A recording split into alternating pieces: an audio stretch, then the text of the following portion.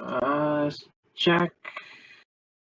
I don't see the video at the moment on your YouTube. Let's refresh it.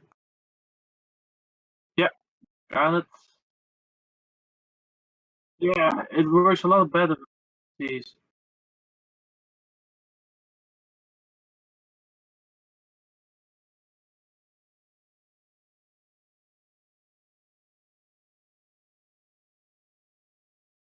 On your YouTube. Yeah, there is sound. Refresh it.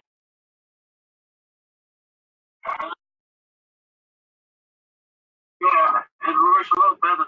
Yeah, but there's still a lot of difference on the line. So there's sound from my part, but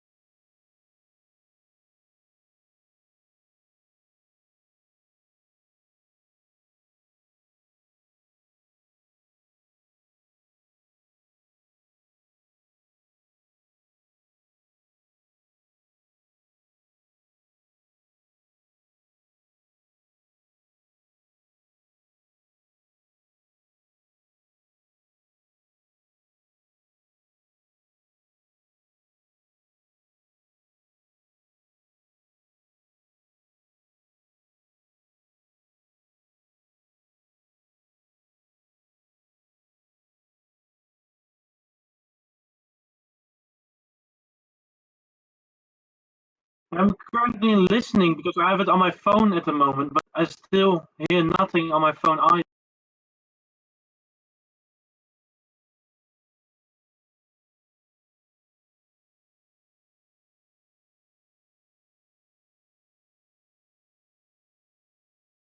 I don't have Wi-Fi upstairs.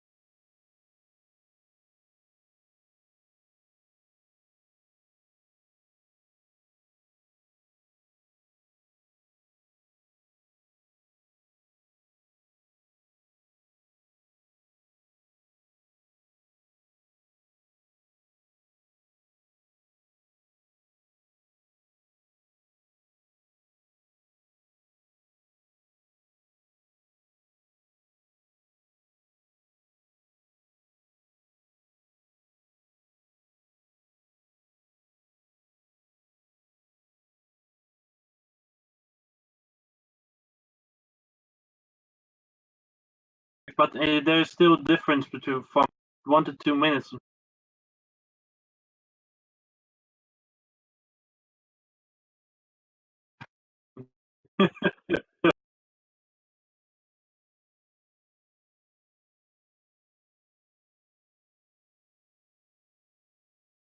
There's still nothing. Yeah, right. From 1 to 2 minutes. Yeah, my sound vaguely pops up here and then.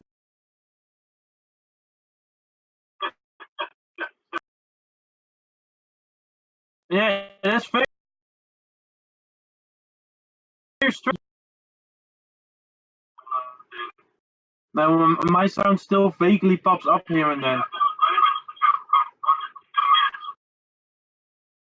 My sound vaguely pops up here and then. Okay. Yeah, that's very strange. Oh, it's back. My sound still vaguely pops here and then.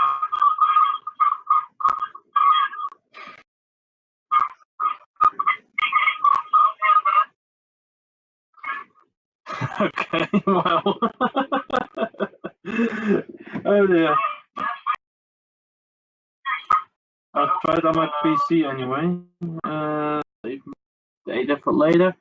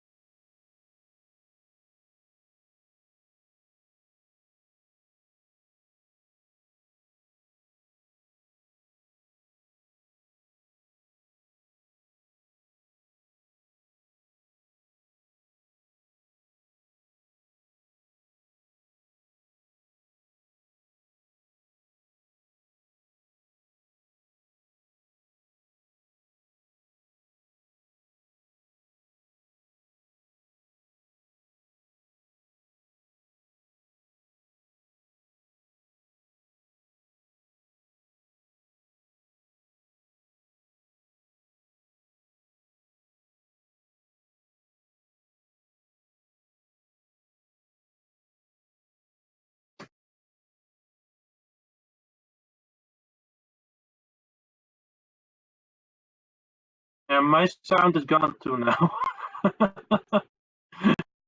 uh,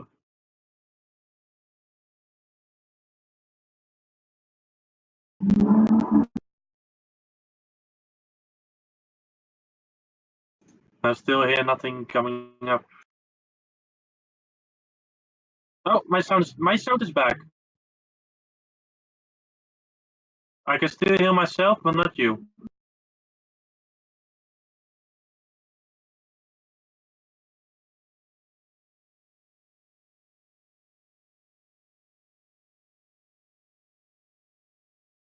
Yeah, sure. I will just start now. I hope it still works.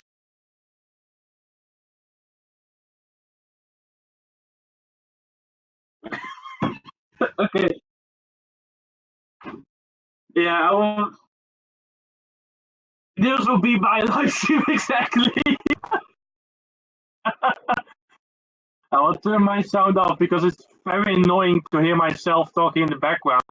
Um, could you pop up maybe the live stream on your phone and hear it on so you can be sure that the sound still works?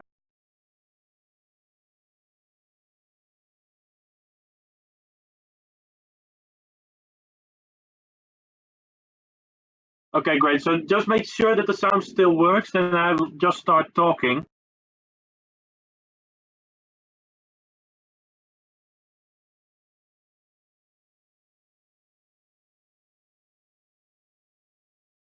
Yeah, and you will try to switch some some settings here and there.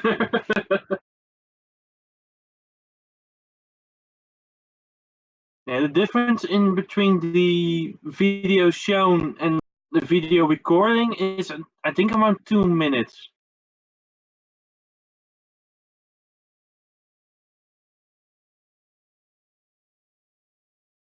Yeah, great. Oh, oh dear. 1 second, please. Yeah.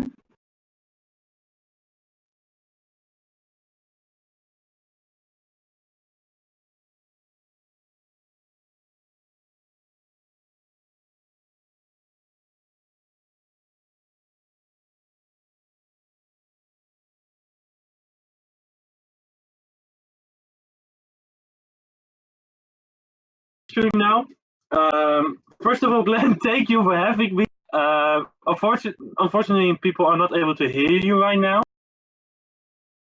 Um, People who are listening, please shout out if you hear Glenn, because then we will be very happy. Just shout out if you hear Glenn. If you don't hear me talking, if I fade away, just let us know.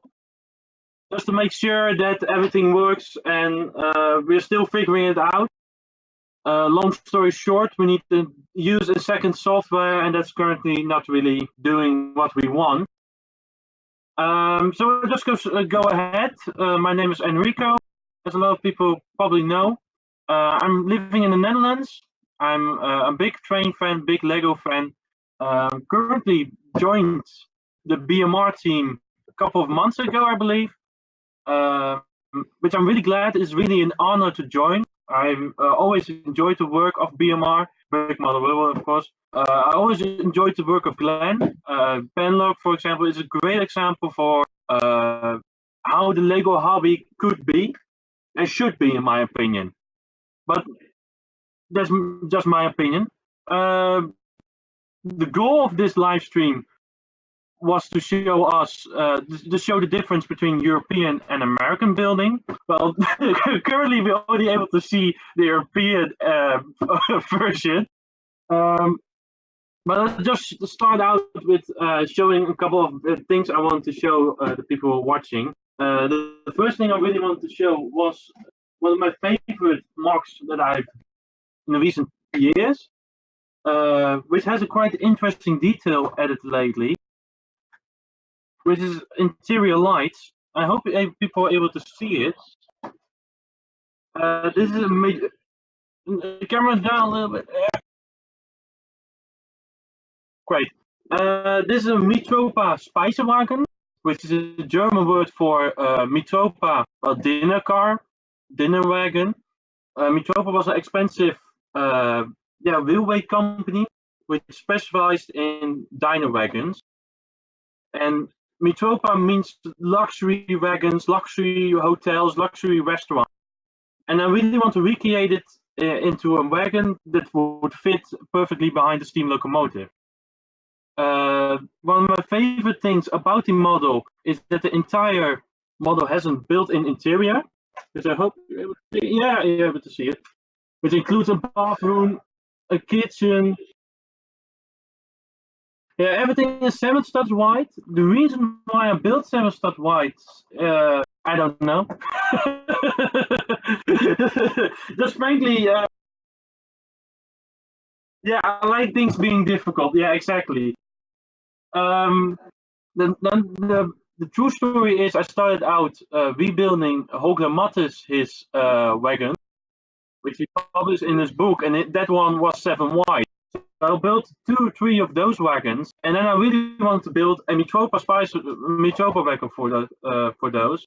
So I just took over the 7 wide thing. Well, I'm not the biggest fan of 7 wide, to be honest.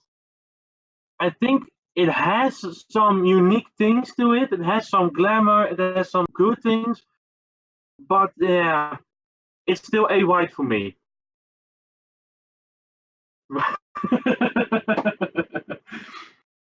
Yeah, the funny thing is that the lights are just simple LED lights you can buy from internet. A friend of mine installed these. I will just turn them off because they're probably better to see on the camera.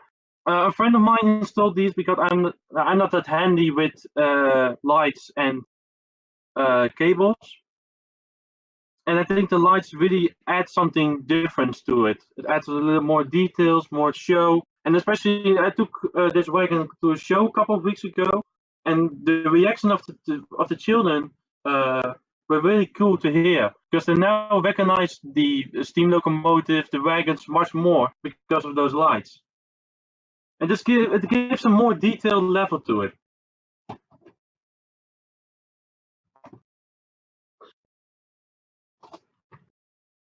Yeah, well, I'll just go ahead and show off a couple of my models. I'll just take out the big one. I hope people are still able to hear me. Otherwise, yeah, they think, yeah, they are. Glenn is still quiet, yeah. I will just keep going. Oh, great, yeah. I will just translate what you say, yeah.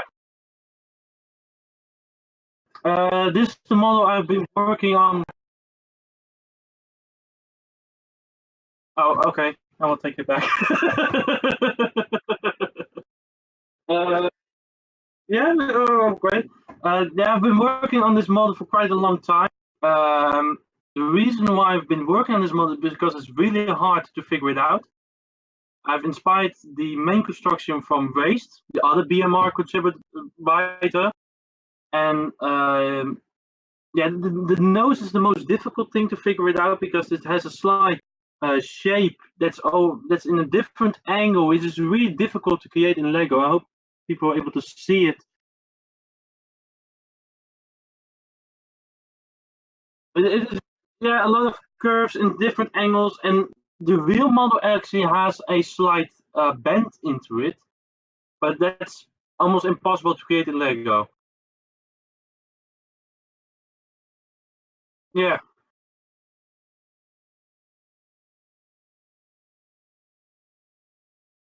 YouTube too. Yeah, yeah, and only on Facebook and YouTube, I believe.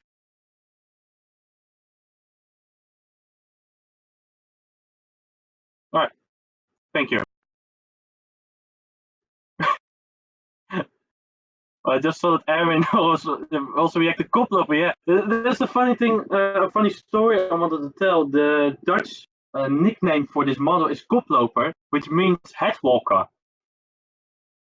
And the reason why, yeah, it's quite interesting because the reason why is if you had two of these connected to each other, the head would open and there would be this small walkway, which is similar to a one to the aircraft and the airport. You know, one of those connected, they would actually connect between those two trains, and you would be able to walk from the different train to the other train. They don't use that system anymore because it was quite expensive to maintain, and also was, yeah, and was quite difficult because it took a lot of time to connect those two locomotives. So I just decided to remove that. But that's the reason why it's called koploper slash headwalker.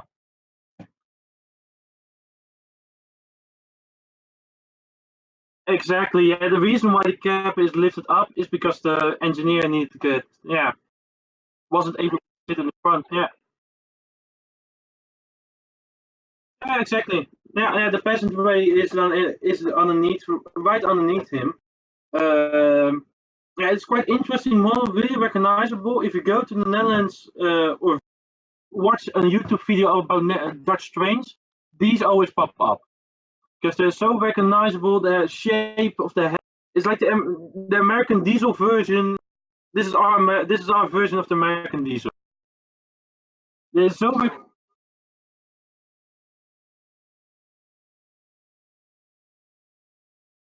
I knew you were going to ask that. For the people who are still not able to hear Glenny, just ask if the head is able to open. No, it isn't currently, but I'm still working on it. It's still a work in progress. Every model is always a work in progress, especially this one. There's a quite easy way to do it. You can remove this front and just add the walkway in between them. Uh,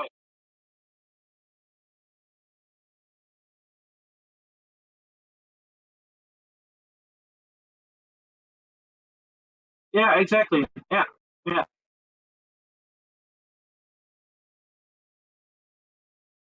Yeah, that would be quite interesting. Yeah, yeah, yeah. That would be quite interesting if you build a version which could. Yeah, that's quite interesting. And it's still work in progress. Which I, what I do really like to mention is, and now I know I'm going to destroy it. The difficulty, Yeah, it's Lego. That's the best thing about Lego. You can always rebuild it. The difficult thing is that you need to fit, like every train builder knows, you need to fit electronics inside your locomotive. But this engine actually is not wide enough to a standard receiver, an ER receiver. So I changed it out for an Asbrick, but the Asbrick is actually still a bit too large. I hope you're able to see it. Fall off. It actually pops out my windows a little bit here. So after a few turns or a few runs, I always need to move the windows back in because otherwise pop out. And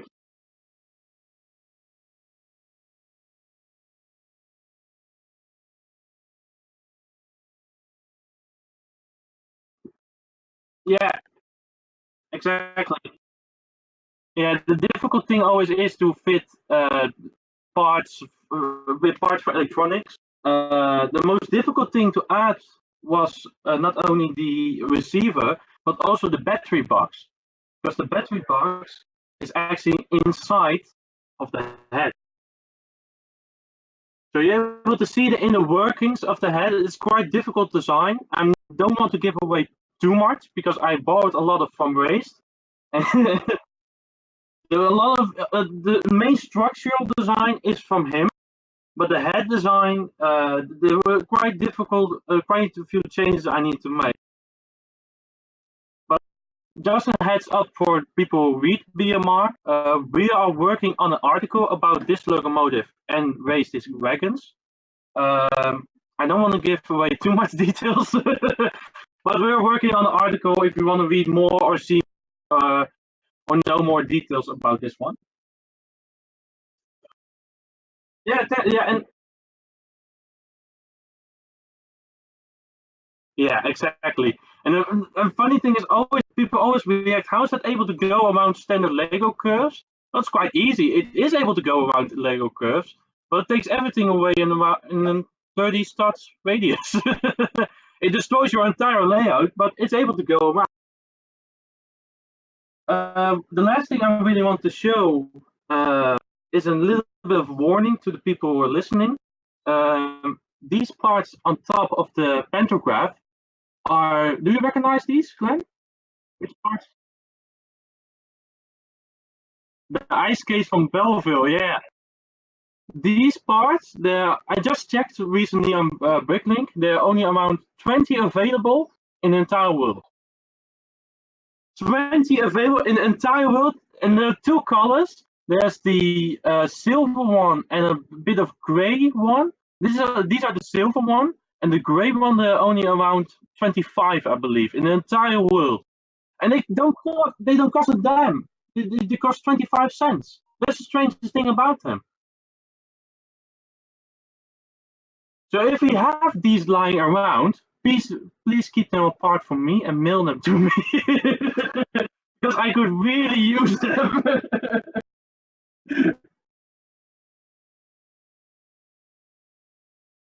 Well, we are actually thinking about 3D printing these because they look so incredibly good. They're so realistic, but you're not able to get them.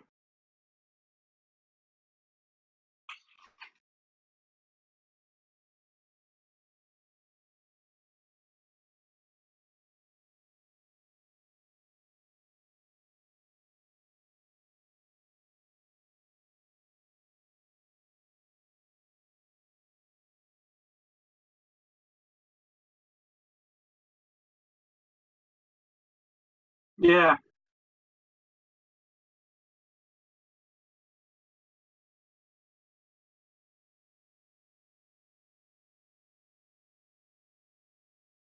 yeah. I just translated what Glenn just briefly said was when you design a locomotive in LED, for example, you always need to check if those parts are available in the correct color and the correct amount. Like he showed for those parts he just showed here, he wanted to use them as a smoke pipe for steam locomotive, of course. But the second part wasn't available in dark gray, so we need to change to the first part he showed. And that's one of the most challenging. Yeah, that one. Yeah, is the most challenging things I believe for Lego builders is to build with the parts you have, but don't be tempted to use 3D printing.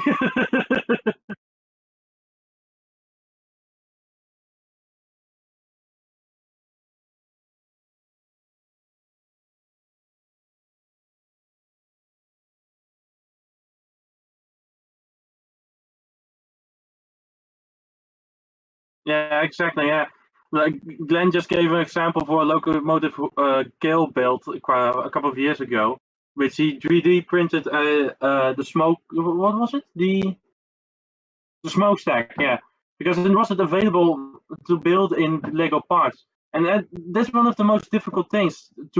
When do you 3D print a certain part, or when do you replace it with parts who are available?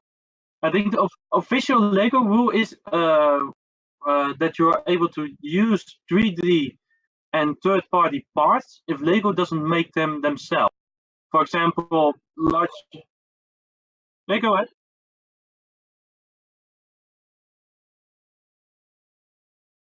Yeah, Lego has sold 3D printed parts in the past in their own sets, but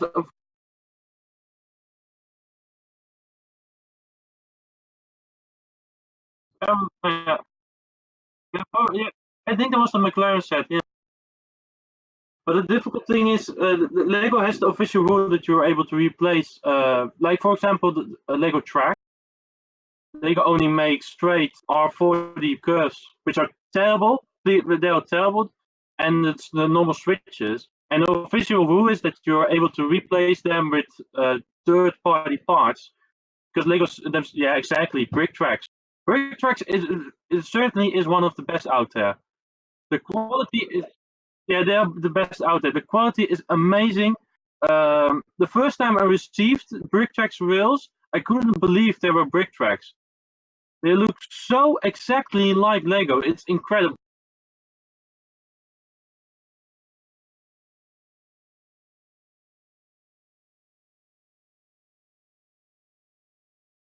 Yeah, the short.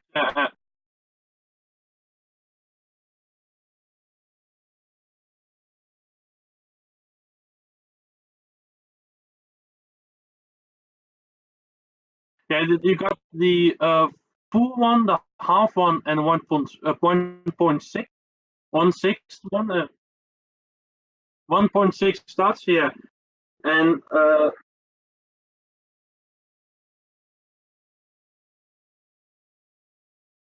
yeah, exactly. Yeah, those are for the if you place larger switches, you always have a gap, which is 1.6 studs. Um, yeah, I think Brick Tracks is one of the best out there. The best, yeah. The only problem is, for me, example, since I live in Europe, if I buy them straight from their website in America, I will need to. The shipping cost isn't that much, but I need to pay extra cost at the customs, the border.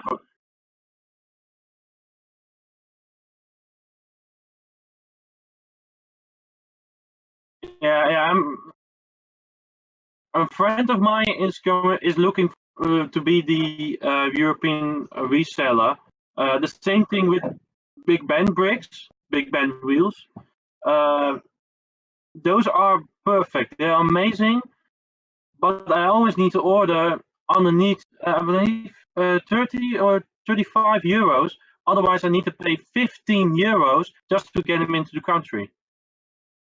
Yeah, it's so strange, and I always split on my order in because it's cheaper to pay shipping 4 times than receiving the entire order in once because the customs just ask, I think around 20% of the entire cost.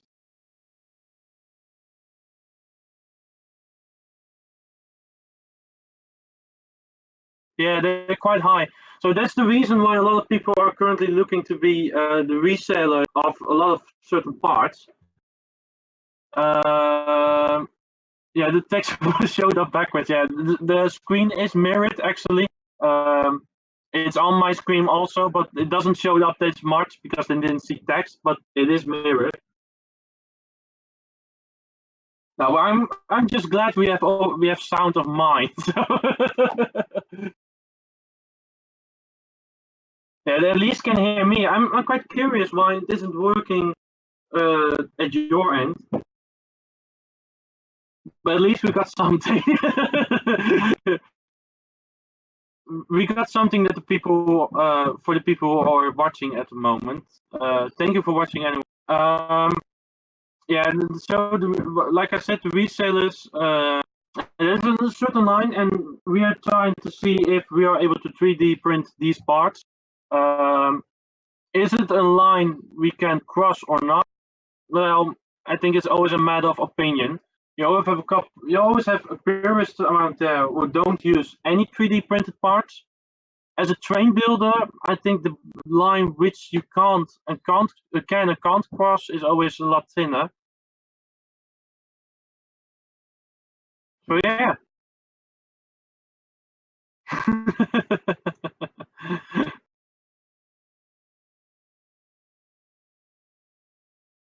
Yeah, that's Aaron. That is a friend of mine.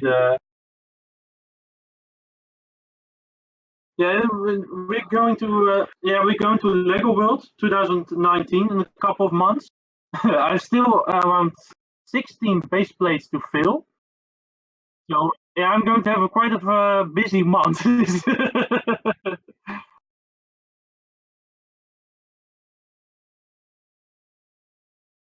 Yeah. Yeah, Glenn wants me to talk about Lego World. Raised wrote an article about the 2018 version. I Yeah, great idea. I actually promised him to write a follow up on that on the 2018 article. Uh, but the funny thing is, he promised to write an article about the 2018 version. Lego World is in October. He wrote the article in January, February, I believe. So he's already 4 or 5 months too late. But I'm thinking about writing a follow up which combines 2018 and 2019. Thoughts were good at 2018 version and the things we changed at the 2019 version. And like I said, it's going to be in 4 weeks, about a month, on the 17th of October in Utrecht in the Netherlands. And it is one of the biggest Lego events, I believe, in Europe and maybe even around the world because it's really, really huge. There are around 1,000 visitors in just 1 week. Last year it was last year it was sold out for 4 or 5 days out of 7. Yeah, it's supported by Lego itself. Lego itself organized most of the things. They bring out a lot of their new sets and new designs. A lot of the designers are walking around. Uh, I know the owner, I can't remember his name at the moment. The CEO of Lego uh, has visited the event a couple of times. It's really huge, and around the like I want to say, the best builders around Europe, best mark builders are visited there, are standing there with their own marks, and it's just incredible to see. It's an amazing event. It takes a lot of energy, a lot of time, but it's definitely worth it. It's just incredible.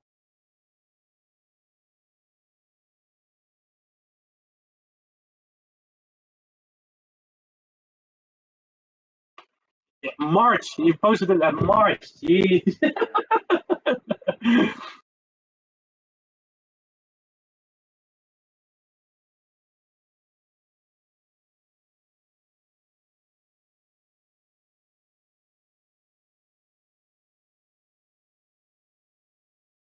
Yeah.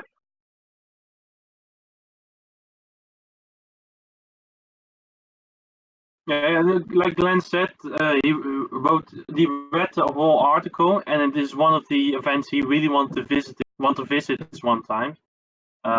Yeah, if you're looking for an event to visit or to show your mark on in Europe, go to Lego World. There are two versions in Utrecht and Copenhagen. Copenhagen is around February, I believe, and Utrecht is in around October. It's one of the best events out there.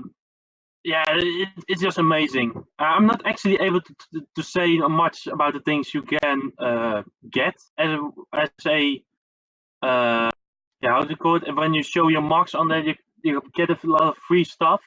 I'm not able to say too much about it because it's a bit of a secret. But I highly recommend visiting or standing there with your marks. It's just an incredible event. I don't want to give away too much about this year, but the layout we are building is, well, really, really huge. It's incredible. I think it's around maybe around 40 base plates long, 30 base plates wide, I believe. It's in a full square. Um, yeah, it's incredible. I'm really looking forward to it.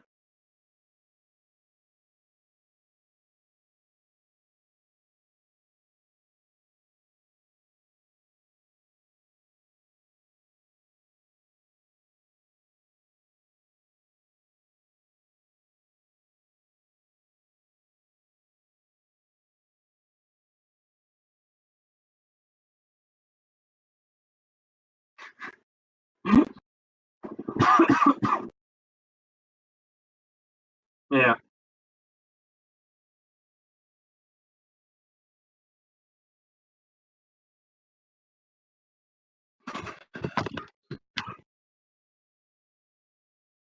Yeah, I could translate what you say to the live stream if you want.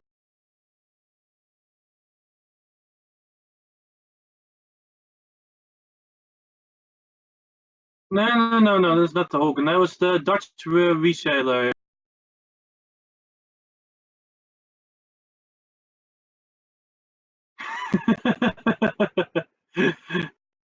But go ahead, Glenn. I'll just be the translator.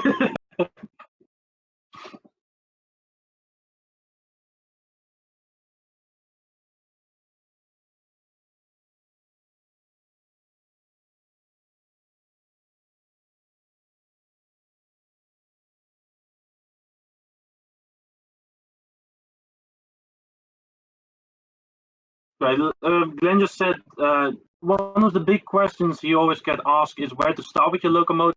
I highly, I get the same question every time, and it's a quite difficult thing. And for me personally, I would highly recommend if you're building a locomotive that still exists, visit it.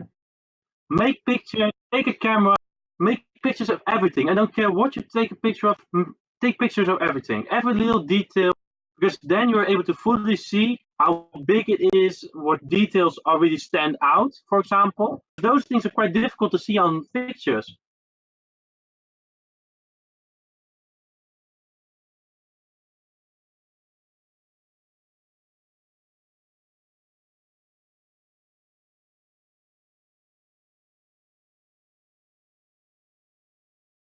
Exactly. Yeah, yeah.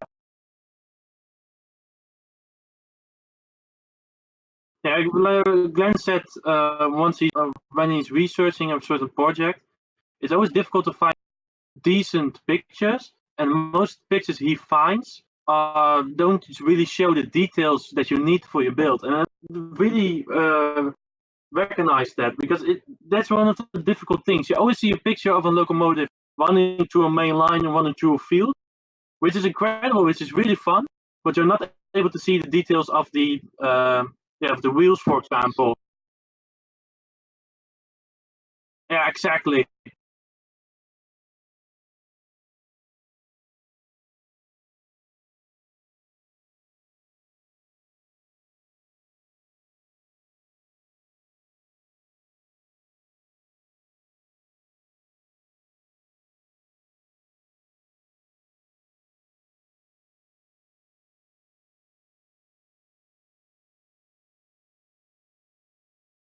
Yeah. Glenn just gave an example of a project he's currently working on, and he had a friend across the country who visited the locomotive and made pictures for it and emailed them to Glenn, and they really give a certain yeah, they really help. I have a friend of mine who works at a railway yeah, railway museum, It preserves a lot of the steam locomotives and fuel in which I actually built. And when they're doing a restoration on one of them, I just can ask him, "Hey, give me a picture of the inner workings of this, or the inside of the boiler, or how does the locomotive how does the locomotive look underneath, for example." Um, Pictures truly help, but I also highly recommend our drawings for in scale.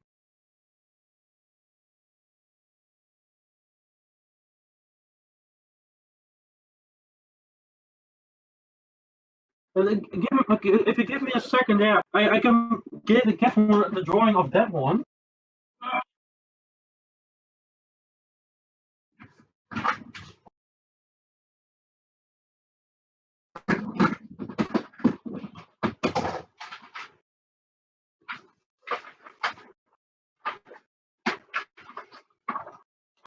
I actually got this. This is the full drawing. I hope you're able to see it on the. And these are courtesy of Race. So the credits for these go to Race. uh, of course, he has them. But this is in 1:400 scale. Not sure if people are able to see it. And I built 1:40. Yeah, this is the interior. Yeah, but this is 1:400 scale. So what a friend of mine did is he took this picture in Photoshop and got them in 1:45 scale. So if you take the locomotive I built and this drawing, they almost match up.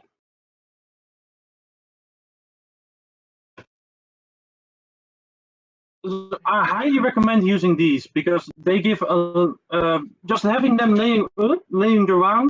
They give a great view of what's the scale, what the certain details are, how big the locomotive truly is.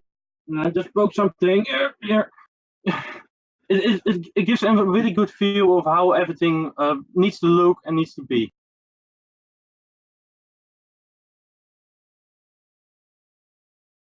Yeah, I was currently looking on them.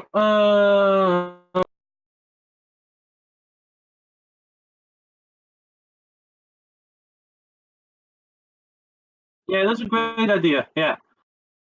Uh, my next project, well, currently finishing the layout, which is always a project I'm always working on. That never stops. The next one is I got two steam locomotives standing behind me on the desk. I'm not sure if people are able to see them.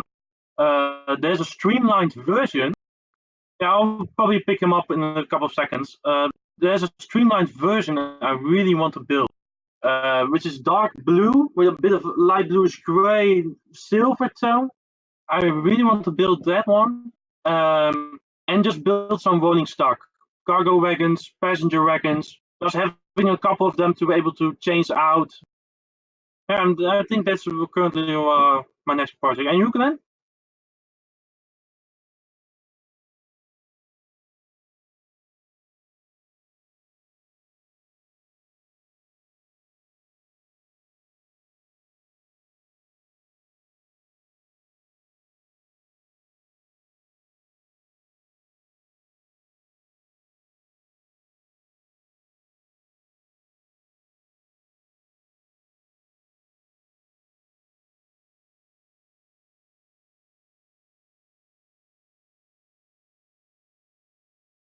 All right, Glenn has a locomotive standing right in front of him, but he's not able to show it yet because it hasn't been finished. I've seen it actually, and it looks incredible. He's still working on a couple of things with Kill for BMR, like always. And I do know that you're working on a big boy.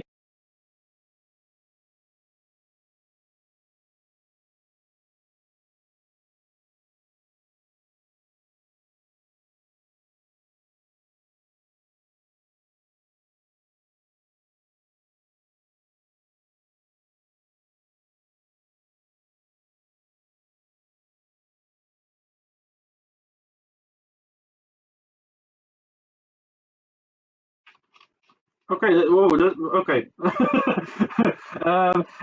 He made an official announcement that he's working on the big boy. and he and Kale are currently working on it, and he's going to give it to your company, I believe. Yeah, your company, and those are going to give it to Union Pacific, which is quite interesting. I'm a huge fan of Big Boy. I think one of the coolest steam locomotives out there gotta be Big Boy. Gotta be Mallard and Big Boy, of course. I have a picture lying around somewhere where I was an 8-year-old standing next to a Big Boy. Those those wheels were almost twice the size of me when I was 8. The size of that locomotive is incredible. It is it was the one who's standing in cyan. Yeah, I don't know the number, but I know it was standing in cyan.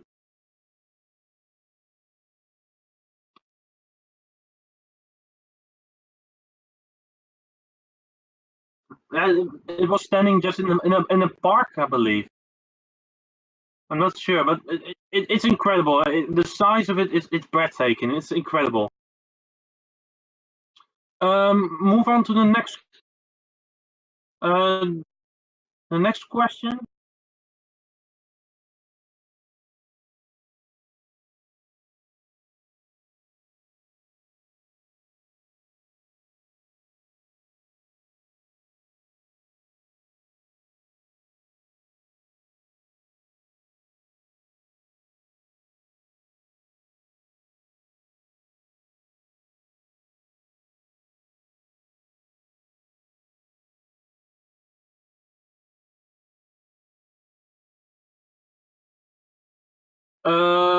I just see the 4014 is the one in the park in Cayenne. Yeah, I believe that was actually the number. But I also see the live stream is currently buffering. I'm not sure if it's that mine PC.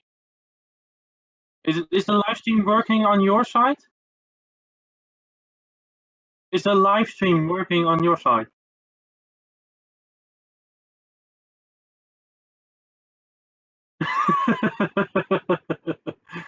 I'm not sure if people are still able to hear us, but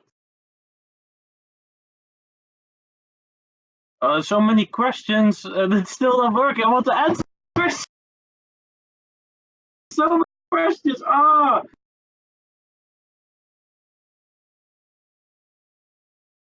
Yeah. I will send something in the text. Currently lagging. Give us a second.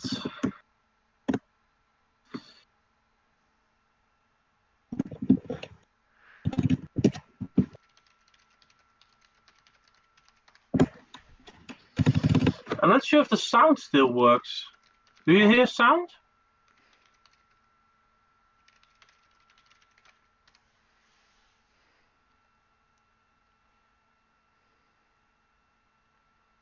Oh, I think the live stream is back up. Yeah, I see. I think it's working on my end. Okay. Not for mine yet, but hopefully. Okay, the audio isn't coming through. Hopefully, Oh dear. yeah. Enrico No, and the lag is back up. Yeah. Yeah.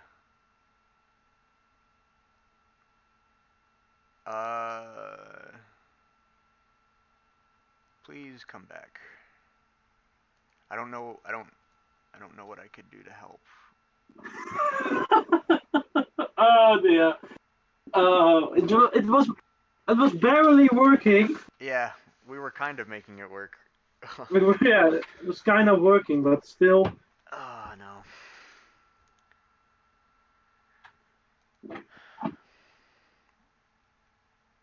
Oh. I don't. Yeah, I have no idea.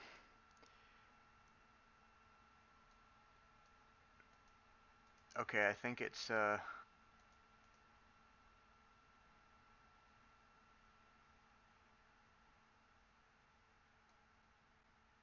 Is it back up? I can't tell yet. A friend of mine just sent these pictures. Here, take a look. Oh wow. there was actually a crash on a show. I wrote an article about it for Brick One Railroad. The train stay at Bricking. Mm-hmm. So Is it working or? I think the stream is still going, but I just don't think anything's going through.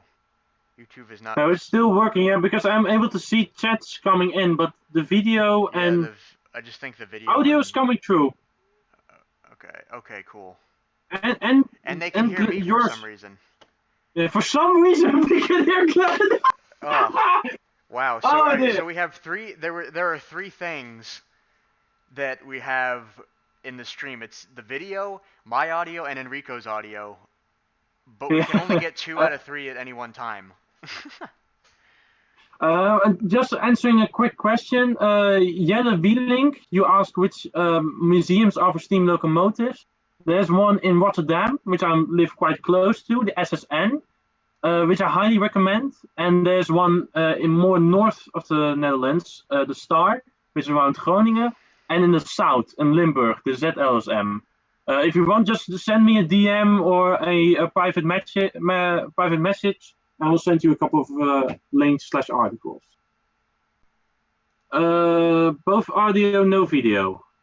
Wow. Why? This is just beyond me. All right, so for everybody that can hear me now, I would really like to extend my sincerest apologies. So the reason that we're having so many issues is because YouTube has decided to completely do away with all of the or the Google Hangout the way that you could live stream through YouTube using Google Hangouts, but so you can't use that anymore, which is what I have always used to stream. And so now we're trying to They hear you quite softly. try to run everything at one time and figure everything out in the same day. But I want to apologize for everybody that is watching right now, and hopefully we can do this again and have it go a lot smoother. But Yeah. for now, we kind of just have to make it work, I guess. And hopefully, so far, and what we've been able to talk about and discuss and show off, has been enjoyable for you guys. And I do just Uh, apologize for the video or the so many issues.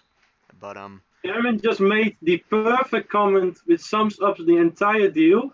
mhm. Just audio at the moment, but hey, it's a podcast this way. That works for me. Yeah, maybe we should just start a podcast between the two We of should us and start a podcast. Yeah, definitely. just completely leave the live streaming off of the table. That might work way better. Um, so if everybody can hear me too, I guess we can just answer more questions. That would be Yeah. a good way to keep I going. is this wait, if I turn up the volume a bit softly of my internet, I might be able to make sure.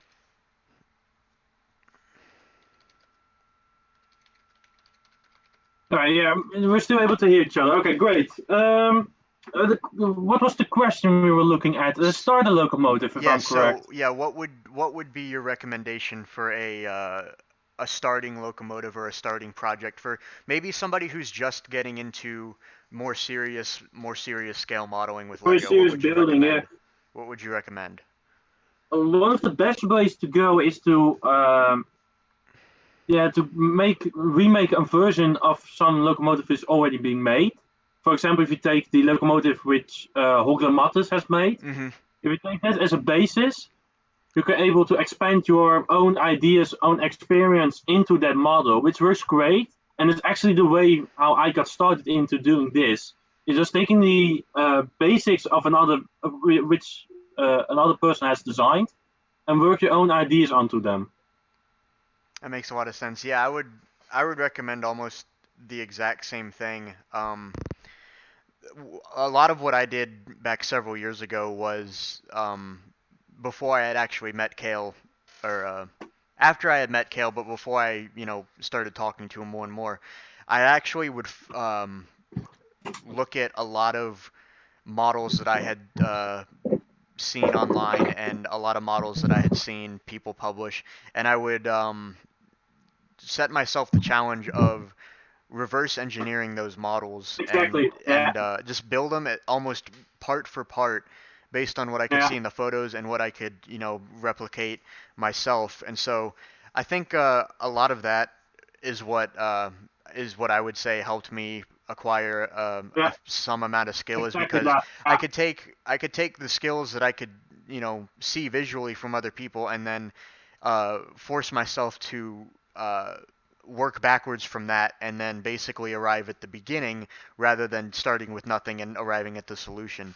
And I think for me, I'd also recommend um, basically just reverse engineering challenges, or um, building something very similar to what's already been built, or building Yeah. the same model, but not, or in a different light, building the same Yeah. model, but not Don't trying to copy. replicate it exactly. Exactly. Yeah. Yes, yeah, exactly. And don't take credit of other people's work. That I Right. highly and need to really highly say that don't take credit of other people's work. Yeah, that's A great example is Hogla built a steam locomotive, the BR-23. mhm, I reverse engineered that one, but I don't take credits for it. I mhm. made a new version of it. He built it around 2010. I built it around 2016. So I call my version the 2016 version. But most of the inner workings are exactly the same. Right. But it's a great way to understand and learn how to build a locomotive. It absolutely is. And what I really want to add is don't go big, don't go huge straight on. Just go Yes, small, start start start small. small. Exactly. Maybe just start as a simple diesel locomotive, for example. Just start small and trying to figure out the hobby in a small, unique way. And don't go big and don't go, I want to build the best, biggest, fastest locomotive. Right. And Absolutely. don't give up and don't give up too easily. Yeah, don't give up too easily, and I would also quote Dan Siskind and don't be satisfied with your first result. Yeah, There's always things that you can do, because if you in definitely my experience has been, if you just, try one time, and even if you arrive at a fair solution, even if you just try that one time, you never really learn much after that. So what I have found to be the best way to continue with your skill and continue with the hobby is to build something and then move on to something else, and then after so much time come back and revisit the first thing, and then you can add on to it and build a new version and stuff like that, and your models become evolutionary. And yeah, that's a great way to show your own skill progression too. And you can, I've literally lined up several locomotives that I have built before, and look at the earliest one and look at the latest one, and been able to see such a clear difference between all the ones in front of me. yeah. And don't forget that Lego brings out new parts every year. There's always Exactly. a good, a, there's always a possibility that Lego brings out a part which works better, or you see a different, unique style that somebody else has used, and you think, well, that's a great idea to use in my locomotive. For example, one of my steam locomotive, which I have for more than, which I have now for 4 years, maybe, I've just changed it this day. I'm still working on this to this day because it's always changing and always a work in progress. Yeah, And I think that's the one of the best things about Lego is you can always change it if you don't like it. exactly. Um, let's see. I'm gonna answer a couple questions related to the pen leg layout. Erwin was asking what the current state of the pen leg layout is. Um, the short story is that we're actually taking an extended off season with it, so we won't be going to any shows with the pen leg layout for some time. Our primary goal, is to rebuild a fair amount of it, to make it easier to set up, and we'll probably be end up changing our transport methods as well. But our goal is to make it very much easier to set up and have it take a lot less time to basically come into the event hall and then have a layout. We want to make that in between time a lot smaller. And so I see Erwin also, I can't pronounce names, but I see you also were commenting on we were perhaps moving to the Mills standard, and that's partially true. One of the ideas that we have is that we want to try and make it somewhat compatible with the L gauge modular standard. The reason for that is that we could basically just, in some cases, we could basically just take our yard section with us to shows, and that would allow us to instantly connect to the LGMS layout there, and that would increase the amount of track space by a lot. So that's one of the reasons and one of the things that we're planning on doing. William Cooper is telling me to build, or telling us or me to build an American Jupiter, the 440 or Great Western Hall class. Maybe someday, but those definitely aren't on the list. Enrico, you can answer this question. So, For more European for European locomotives and wagons and rolling stock, where do you go to find drawings? Where do you think are good places for that? that's a quite difficult question to ask. We have, most of the time they are published only in magazines or books.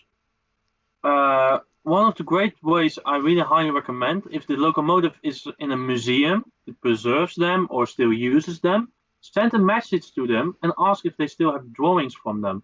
Because I know, for example, the Mitropa wagon I showed earlier, I'm not sure if everything still worked back then, but what I showed earlier, the drawings are available. If you Hmm. message the organization which preserves that one, they send you a PDF of all the drawings, and you can just print them out and use them. Right. So I highly recommend books, magazines. Ask railway companies or railway museums if they have the drawings. Um, yeah, and internet, it's difficult to find some drawings on the internet. Some are quite easily to find. Some are more difficult to find.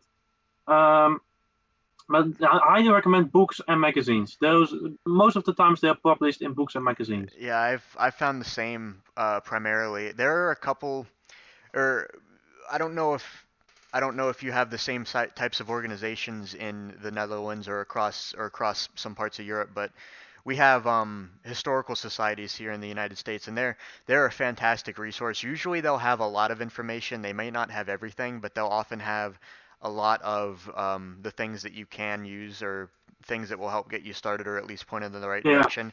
Don't be afraid to reach out and message people about it, or even people that you have um, seen at shows. Just like basically anybody that you think might have an answer may have an answer or can at least point you in the right direction. So a lot of it is just not being afraid to just kind of yeah. Go ahead and start message. Yeah, somewhere yeah, and go for it. yeah. And I highly Um, recommend just text. For example, if you want the drawings of the trains I show here, send me a message. I got them on my computer. It's a click of a button, and I've sent them to you. there you go. Enrico can solve all your problems. Well, I can solve all the problems, but not with live stream. Yeah, me neither. Oh my word. Um, James Box asks, how many steam locos do you, Enrico, currently have, and what do you have for wagons and rolling stock? So steam Well, locomotives and rolling stock, what do you have? I got a slight confession to make. Okay. Um, I actually forgot. I need to tell the entire story. I was reading an article about the East German version of a locomotive I already built. Mm-hmm. So I thought a quite cool, interesting idea to build the West and East German version. Then I found out that I already built the East version. The East German version, I've built that one last year, and I completely forgot about that one. So there's a possibility I have hundreds of locomotives lying around and forgot about Oh them. wow. But I think I have 7 steam locomotives, 4 diesel ones, 1 electric train, which I showed earlier and is standing right here. Uh, uh, two two passenger wagons, 1 postal wagons, 2 diner wagons, and 5 closed freight cars. I think you've got more than I do right now. Yeah, truly. Or we might be close, but yeah, we might be close. Erwin says you create more problems. um, I have I currently have, as far as things that I usually take to shows, I have my old 10 wheeler. I bring that with me just because I enjoy having it around just in case, and it's reliable. I have my Crusader, and I have um, my Crusader, my Cotton Belt Atlantic, I've got my Pennsylvania Streamline K4, and then I have my 280 number 13, my brand new one here. Yay. And then I have my personal copy of the Brickmania S160, and then I have the new locomotive here in front of me, which I'm not explaining yet. I have a video that I'm working on making, and I will put up specifically for that. So Yeah, there's my and answer to it's funny you point out that you have a few engines which are reliable and a few Mm-hmm. who are less reliable. That's really recognizable because we have the same thing here in the Netherlands. Mm-hmm. We have a couple of them. Just put them on the track, full power, and they go every day. There's Right. no problem. They don't break. They just go. And there are a couple of steam locomotives. I think for my 7 steam locomotives, around 3 to 4. Yeah, they always create a slight problem. They never run that smooth like you really want them, or they just they're always not really reliable. Mm-hmm. Yeah, I have the same problem. For some time it was that was exactly what my issue was. Thankfully, with in developing the S160, Kale and I, or mostly Kale, have developed a very solid motor assembly for it, and that has allowed me to build my number 13, this new locomotive, and then probably at least six other locomotives that I have on my list that I would like to do at some point. So a lot of it is even though a lot of it's just the same underneath it, I mean, you can't really Yeah, fault that. I mean, exactly. Yeah. if it works, why not just go ahead and use it? Yeah, that's the difficult thing is sometimes an engine turns out to be completely reliable and you don't know it that it's reliable. A great example, Irwin built a incredible looking train, which Mm, has a really unique way, structural nose and looks incredible. But when you see it, you think, well, that's quite, you can't pick it up with one hand or it's quite difficult to run. mm-hmm. Put it on the track and it goes all day. Right. Let's see. And next question. I'm looking at. I'm trying to read down through the rest of the chat.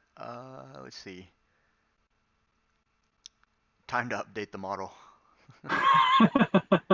What's your advice for wanting to build a layout on a small budget and low space? That's a good question. Yeah, that's a really good question. Yeah, it's quite a difficult one. Budget-wise, use second-hand parts. Second-hand parts are a lot cheaper than new parts, and Mm-hmm. most of the time, the quality is barely the same. Mm-hmm. A lot of the time it is, but some I've had mixed mixed results, but usually I get pretty good Yeah, parts. So, but especially for a landscape. If you want to build just a plain landscape with mm-hmm. green plates, Mm-hmm. use second-hand parts. They are a lot cheaper. Yeah, and also one of the things for landscaping specifically, if you want to have the more kind of rolling hill or more terrain, you can obviously use a lot of just whatever color bricks on the inside Yeah, and just fill up space. Um, if I had to give a recommendation, I would probably say to keep uh, keep the so a small layout um, means generally that you will have small locomotives and rolling stock. So definitely you'd want to keep that in mind because like for me, when you say a small layout and small space, I'm imagining that could be like maybe um, an attic, for example. yeah, Yeah, an attic or maybe like 4 feet by 6 feet or something like that. And yeah, so all that really is just basically an oval of track and maybe a switch. So what you'll want to do is you can put as much track as you reasonably can or even want to put in there, but you're gonna have you might have a hard time doing so. What I would recommend is keeping the track fairly simple, keeping the trains simple enough but detailed enough, and obviously make sure that they can negotiate the tight corners and everything like that. But what I would recommend doing is putting a lot of time and effort into the rest of the layout, like the buildings and the scenery or whatever else that you have, because yeah. that really has But it's this creates a it's more not as much talked about, but it has a huge effect on yeah. what the viewer sees. Like if you're showing your layout off, it makes a huge difference to walk up to a layout that is that is more detailed and very well put together and well presented versus one that Yeah, isn't. and I think certainly the details truly make your layout. If you place singles, for example, or small houses, they truly make your layout grow. Just plain track is quite dull and doesn't really show off your models quite well. Right. For small spaces, I don't have a lot of space where I build. I'm currently in my attic, my Lego room. I build part for part. So I'm currently working on the forest. When the forest is done, I pack it in, go it to my storage storage unit. It goes to the storage, and then I take the next part and I build that part. So my entire layout is never completely put together at home. If I Hmm. want to put it together at home, I need to do my living room. I need to move my couch, move the table, move the kitchen table, and then I'm able to place my entire layout. But the reason why I do this is just because I build those for shows. Hmm. If you want to build a layout for at home, yeah, like Glenn said, make a small oval and put some nice details, nice scenery around it. Yeah, that would definitely. I think that would definitely be the best starting point. And it can get, even in a smaller space, it can get parts intensive. But I would also recommend just honestly sticking with it. Yeah, You kind of do just have don't to get start upset somewhere. because it. Yeah, Right. You don't do get have to start upset because somewhere. it's small, for example. And Yeah, use the resources that have been made available to you. Like one of the reasons why, well, there's beyond obviously Brick Model Railroader, there's like lgauge.org and other websites and resources for people to use for that exact reason. So definitely take advantage of what, if you're going to build a layout or build anything, even just definitely take advantage of what, of the work that other what's people available? Yeah, have already done. But obviously, like we mentioned before, don't make sure to give credit and all, and I guess that would be that's the main and thing there. But And what I briefly want to add is don't get upset about the size. mhm. Don't say, yeah, my layout is too small. If you take model railroad, for example, the real model railroad, a few of the best layouts are small layouts because then you're able to take the full details, the full scenery, and place them on in a short place, which truly brings out your models. Right. There's a lot to be said for, even though the layout isn't physically large, there's a lot to be said or for adding a higher amount of detail in the smaller space. Yeah, And exactly. yeah, Yeah, there is a lot that you can do with even just a small space. And the same is true for like traditional scale railroading. But yeah, that's a good point that you brought up. Um any tips for increasing reliability and stability? I guess the main thing for me is it depends obviously on the what you're trying to do, but assuming you're talking about like a locomotive, stability and reliability, or reliability always comes back down to the connections between the motor and the wheels, and always you want to make sure that is as strong as you can make it. Um, and usually that means Technic. But yeah, I have also yeah, found that for a lot of different reasons that power functions, or I guess powered up now, train motors work work extremely well. They're very low maintenance, and more often than not, if anything is built with a train motor, you can pull it out of the box, maybe adjust some of the detailing that got knocked around during the transport, put it on the layout, and then just send it off. And I yeah, found that exactly that. Yeah. that's I would that's a huge advantage keep to it have. simple, but this Mhm. is a quite difficult thing to say because you don't want to do too simple. Mhm. But definitely find out which part of your model is not reliable or not sturdy enough. If, for example, if it crashes around corners, lay a piece of corner around in your house, take your engine, and just do a couple of test runs. Just go testing, testing, testing. Change things, change the motors, change the settings for your motors, and just do a lot of test runs. For example, my steam locomotives, there are hours and hours of testing in just one locomotive, just to get it up and running at the exact point which I want. Right. Yeah, there's testing is definitely just as, if not more important than any other part of building a locomotive specifically. There's the way that Kale always says it is that you can build a beautiful model and beautiful locomotive, but if it doesn't work, then there's not as much of a point. At least to people like us, there are people who build static models and they look great and are happy with it. But in something like this, you generally want to make sure that you can actually operate it properly and you know have it work, and you can actually Yeah, fully and enjoy like it you as a said, the model powered, locomotive. yeah, like you said, the powered up motors, for example, or the standard ER receivers from the previous Lego motors, they just work simple, they work fine, but they work reliable. Hmm. It's like an old Volvo. Right. It always starts, it always runs. Does it look good? But it runs, and it's Right. reliable. You can always change the way it looks, but you want to make sure that it runs well. Yeah. Um, Enrico, what are places to find secondhand parts in the Netherlands? There are a couple of stores which you can find. We have a Dutch version of eBay.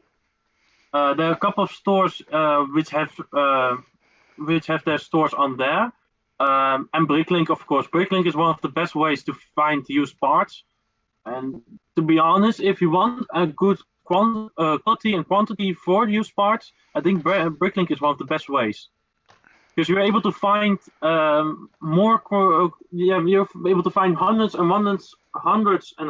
of certain parts. And if you go to second-hand stores, you always got to have lucky with the amount of parts they have lying around.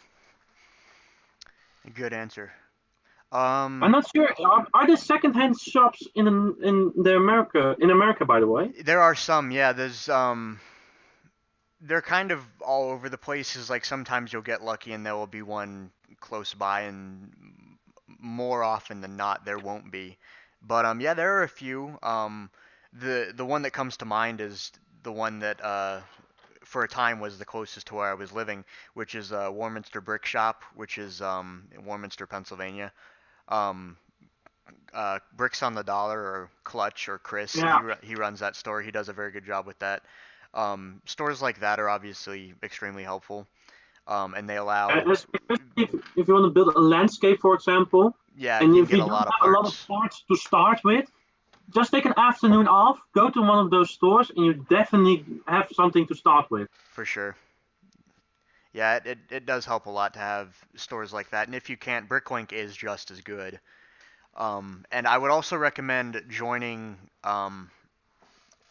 a lug, or a Lego users group, or uh, Yeah, definitely. Yeah. that's a great way to get access to more parts too, for a multiple of different reasons, but um, for contractual reasons we can't discuss a lot of that, but I do recommend getting involved with a lug. It will help a lot, or at least finding people who enjoy building as much as you do.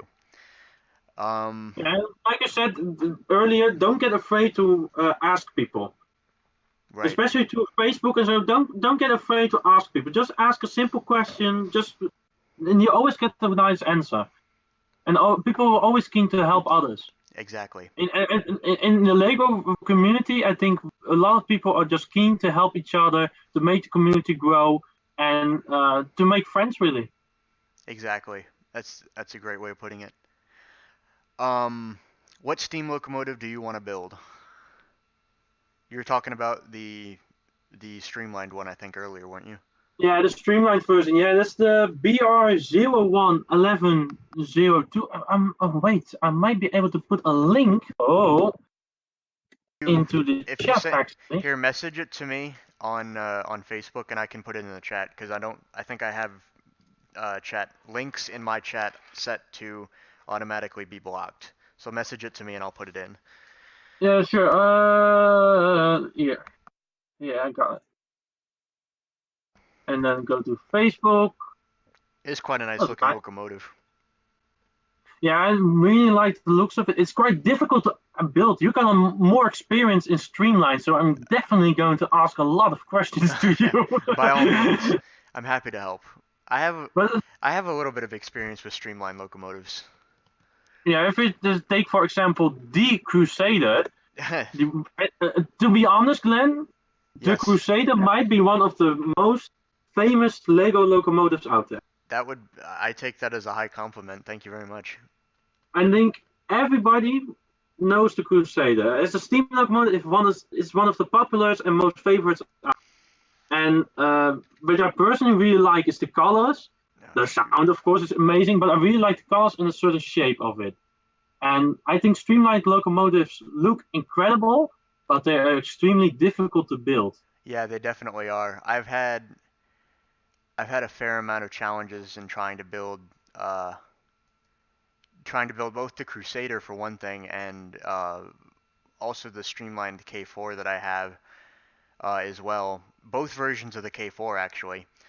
But yeah, and a couple of other locomotives that I've kind of worked on here and there that I haven't really made much noise about. But yeah, the streamlined locomotives are definitely hard, but there is a lot of that just has to do with the mechanics of a Yeah, locomotives, particularly steam locomotives.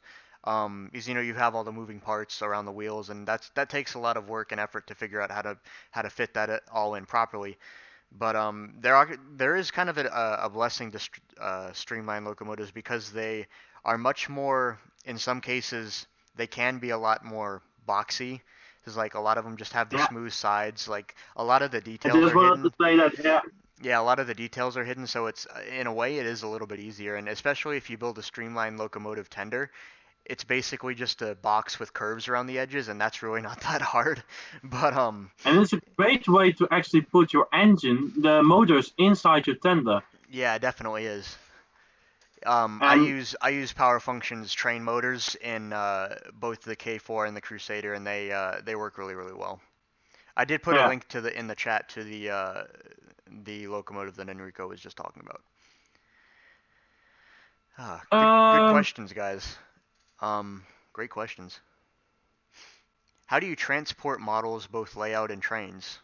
I can say oh, Penlug puts the layout mostly into boxes. We have a rolling crate for our roundhouse, and we also have, or Kale also has a rolling crate for his Red Lion, Pennsylvania section of the layout, which he takes with us to some shows. Trains generally get packed in kind of longer and shorter plastic boxes with a removable lid. I've used shoe boxes and bubble wrap before, and that has actually worked fairly well. What about you? well, I'm just gonna ask. I got this technique from Erwin, but this, how do you call it in English? Oh yeah, It's for plastic wrap, I wrapping guess. paper, Plastic plastic wrap. wrapper. Exactly. This plastic wrapper is incredible. Um, I just take Mill's layout, for example. Take a 32 by 32 base plate, pile 4 or 5 on top of each other, wrap them around this plastic paper, and you can put them in the car like that. They're extreme. This work extremely well. And for locomotives, I wrap them in the same paper, the same plastic paper, and then I put them in in a box. A box. Sure, around the similar boxes which you use to transport. Yeah, Yeah, yeah, it's just boxes. Yeah. usually it is actually sometimes the simple methods work the best. Exactly. Yeah, you can use, for example, if you talk about Mills layouts, you can stack them on top of each other and use Technic beams on the side, Right. which works incredibly well. It's incredibly sturdy, Hmm. but it doesn't work that fast or that time reliable. Yeah, I don't recommend it. It takes a lot of time, a lot of parts, and just a plastic wrapper, for example, works a lot and a lot better. Right. Hey, Raised is here.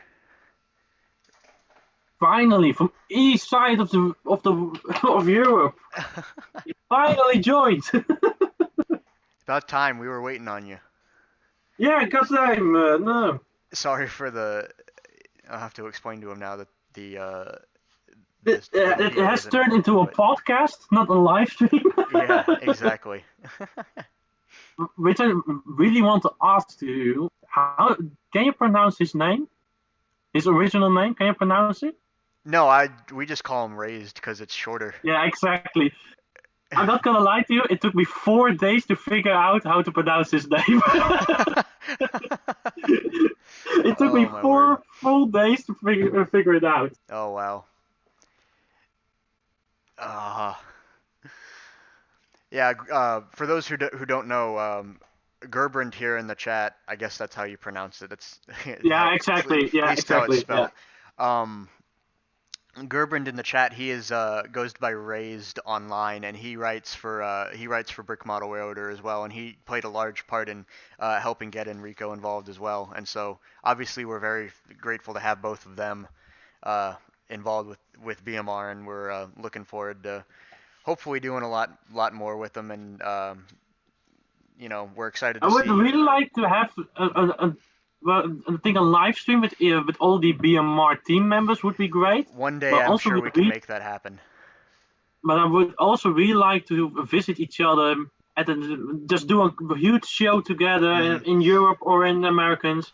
Because I Yeah. know Waste actually visited Kill this year. Yeah, he did. I was unfortunately busy that weekend, so I wasn't able to go. I wish I could have though. That would have been nice. But yeah, they Raised visited Kale this year, and they were at the museum in Strasburg, Pennsylvania, for the day, which was pretty awesome.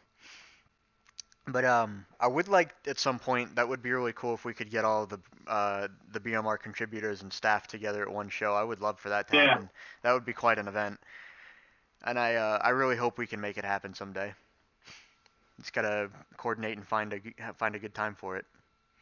yeah, and it's always nice when members aren't traveling around the entire world. What they do. Yeah, that does help, but unfortunately, you know, I am glad that we do have members around the world, and it's really nice because it offers a lot of different perspective, and you guys are able to report on like Lego World and the events that go on over in your part of the world, and everything else in between. So I think Yeah, it's a really good I think the thing that we have you interesting guys. way to. By the way, just quickly, James. Yeah, cling film. Yeah, that's the plastic wrapping paper I was talking about. Right. Yeah, I think it's quite interesting to have members all around the world because it Hmm. makes Brick Will not just an American thing, but Right. a whole world thing. That And was we have a lot of similarities between European builders and American builders, for example. But there's also a lot of difference between each other, and I think yeah. it's You're really exact. interesting to You're learn what the Americans do and what us the Europeans. And I think it's really great that we are able to join together and build and do this type of things because there aren't that many builders like us hmm in the world, especially in the Netherlands. I think in the Netherlands there are around maybe 10 people who build like us. Yeah. There's sometimes it can be hard to find people who enjoy building Lego trains beyond just building whatever is comes out of the set, or Yeah, exactly. Yeah, anything else. But I'm really glad, and it took us way too long to do, but I'm for all of those reasons and so many more, it's so advantageous to have you and Raised on the team, and be able to write for us, and we're able to just do so much more with you guys. So while both of you are kind of while we're all kind of talking, if you will, I want to just say thank you to both of you. It's been great so it's far, a and great compliment to receive. It's really, yeah, like I said, you were a great example for us. Penlock, for example, was something we really wanted to achieve here in the Netherlands, hmm which I think personally we finally got close to yeah, the it. Lego World sure seemed like you guys were heading in the right direction. For that reason, it's one of the reasons why I really want to go to that event. Yeah, but I think it's really cool to have. Well, we live across the world, the other side of the world, maybe. Yeah, There are a lot of similarities, for sure. but there are also a lot of things we can learn from each other, show from each other, and I think it's quite interesting to have that brought together. And especially, I really like the setup of Brick Model Railroader because a website slash blog works a lot easier than a magazine or a YouTube channel, for Yeah, example. you're right about that, and that's exactly the reason why we decided to do things the way that we did, is because there was a lot more effort that was required for putting a magazine like Railbricks together, or for a number of other uh, outlet possibilities. But Yeah. yeah, the reason why we wanted to do the blog type site is because we could have a number of people writing at any given point, and basically just post whenever we have something, and hopefully, ideally we have a lot at one time. But and we have been we've been able to keep posting articles, and very thoughtful and insightful, and all different kinds of articles, and stuff like that, as well as extend into other areas as well. Yeah, what I really like is the mindset of Big Mother Willow there. What's that? Sorry. I really like the mindset. It's not to show off what we can do, but to show what you can do with Lego, Right. or what you can possibly do or create yourself. Right. It's not a. It's not like, for example, I like Facebook and Flickr, for example. Those are Mhm. great social media websites, but most of the time they just show off what a certain person can do. They Right. just show off what I have built, or what I have done, or what I have achieved. Well, Big Mhm. Mother Willow shows how the hobby really is, and what you can achieve yourself, what you can learn yourself, what you can build, do. Exactly. Yeah. There's so much there's so many good things about it. Really, it's rather than just showing off, hey, this is what I did. We can talk about, like, all right, so we've got, for example, Brick Tracks doing all of this work over here, and then for this reason, and then we have in this other area these other group doing this things, and then these guys are making a really cool layout, and then this guy is doing Yeah, something really cool. It's it becomes more of a community, and that was our goal from the start. exactly. Is Yeah, that was our goal from the start, is because really, after the Railbricks magazine went down, there almost wasn't a community. I mean, there was uh, some activity on Flickr, and uh, as far as I'm aware, that was mostly where the hobby existed, was just on Flickr, and Brickshelf, I guess, and Eurobricks to some extent as well. And obviously Eurobricks has grown since then, but you know, after that, after Railbricks, there really just wasn't anything, and so that was, I guess, probably the biggest reason that we started doing everything that we are now, is because we wanted to fill that gap, and yeah, yeah. hopefully everybody thinks that we've done a good job of it, but that was And do gotta add, Wilbricks magazine is amazing. mhm. It's really good reading material, but it isn't a thing for the Lego hobby. Right. In my personal experience, a magazine isn't made for the Lego hobby.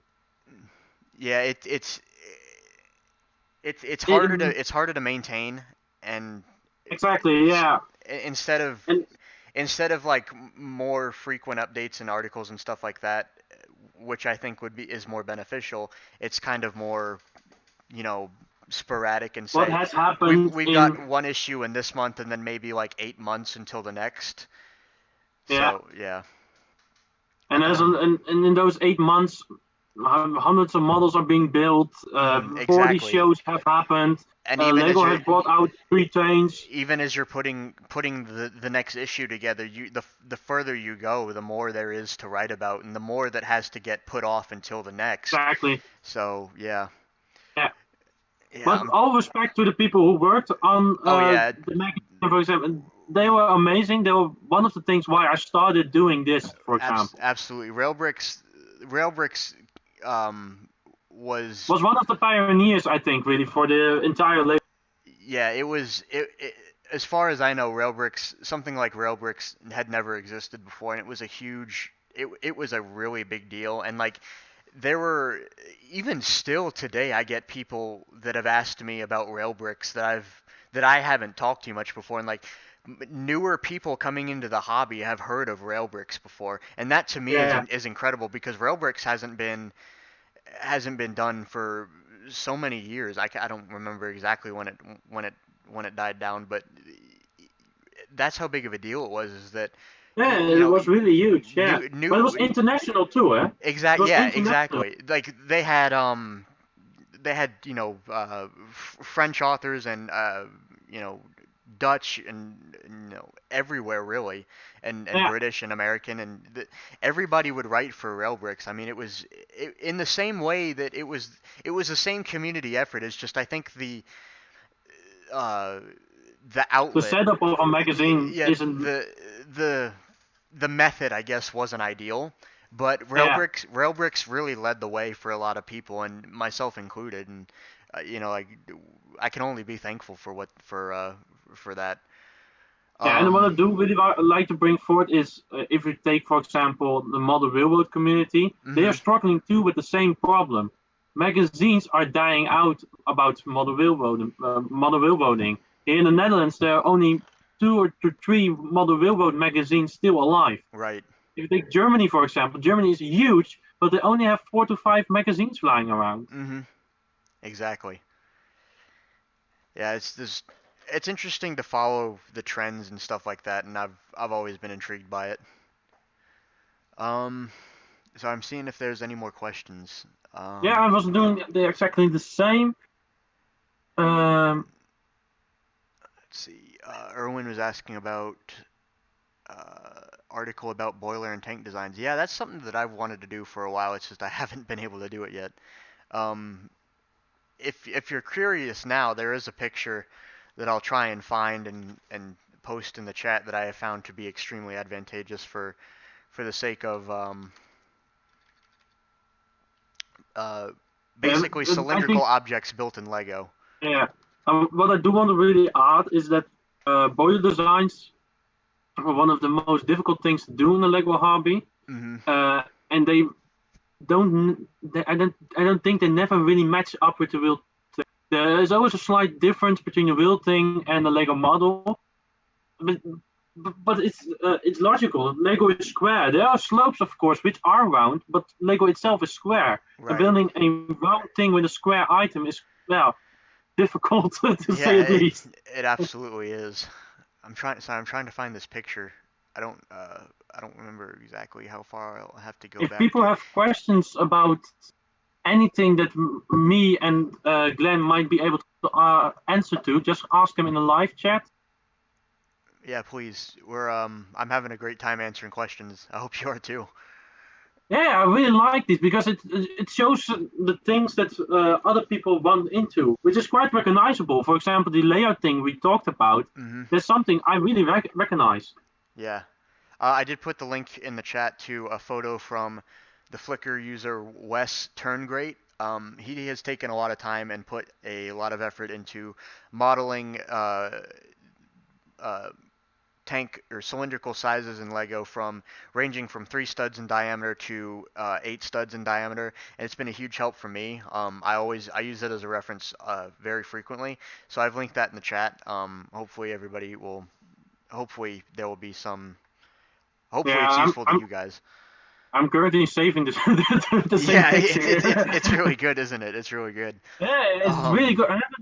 But that's the thing I do want to say about Flickr is Flickr is great to share pictures, but it's not really good to find pictures. yeah, I agree. I it's I have a, for example, I was building this model, the koploper, the headwalker. I was building that one, hmm and I was kind of curious whether if people already tried it. And there are a lot of models from this one in 6 wide, but not a lot of 8 wide. So I was searching Google, and I found quite a lot of pictures. When I searched Flickr, I couldn't find anything. But the links I found in Google linked to a Flickr page which had the same pictures on them. there you go. There you go. I'm gonna link uh I'm gonna link a couple groups in the chat on Flickr um for people to enjoy. The first one will be kind of the this is kind of the oldest page that has been around for a while. It's called Lego Train Mocks. That was the group that I joined several years ago. Yeah, that's one of the The biggest out there. yeah, Yeah, it is the biggest for sure, and there are some discussions as well. Nobody's really posted anything in the more recent times, but there's still some useful information there, I believe. But so that's one. Let me find another one. I'll link the BMR Flickr group as well. People, plenty of people post in there, and there's plenty of great stuff there as well. So there's the second one, and there are also, I should mention, in the first one, the Lego Train Mox group, there are a few other groups linked um, in like the text in that group that are related specifically to layouts and to works in progress and a couple Yeah, other things that I'm forgetting right now. yeah. But those are Layouts, kind for of the biggest example. Yeah, groups. Yeah, those are the biggest groups, and I'm a member of all of those groups, and I would recommend becoming a member if you use Flickr, or if you don't use Flickr, definitely sign up uh, and uh, and become a member of those groups, because it's really nice to have that as a resource as well, and it's also cool to see what other people are working on too. yeah. Because at Flickr you can easily see a lot of international builders, Hmm. which I do sometimes lack at Facebook. But in Flickr you can really see British, Americans, Europeans, Australians. They're really mixed together. Right. Let's see. Um, Already been asked. I'm going to reinforce. Oh, am I going to see 611? I actually am. I'll be there on the weekend of the 28th and 29th. I'm looking forward to it. But the thing that sold it for me, though, and Enrico, I realize this is going to be kind of over your head, but the thing that sold going to Strasbourg for to me, I wasn't originally going to go, but I am now, because I want to see 475 with a center mounted headlight. um, Yeah, I'm a the huge fan center of house. Yeah. I'm a huge fan of 475 in the NWM classes, and I think the centered headlight is the best look for them. Um, Quick question, by the way, mhm. for forget to ask you. Did you see the series Hell on Wheels?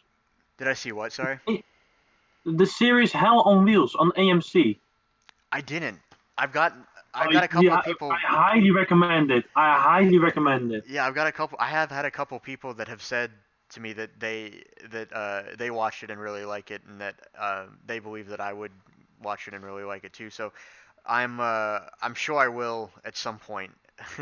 I'm sure I'll If check it out. people out there are searching for a certain series about trains, Hell Hmm. on Wheels is a series about the Union Pacific and the Southern Pacific, if I'm correct. Central Pacific.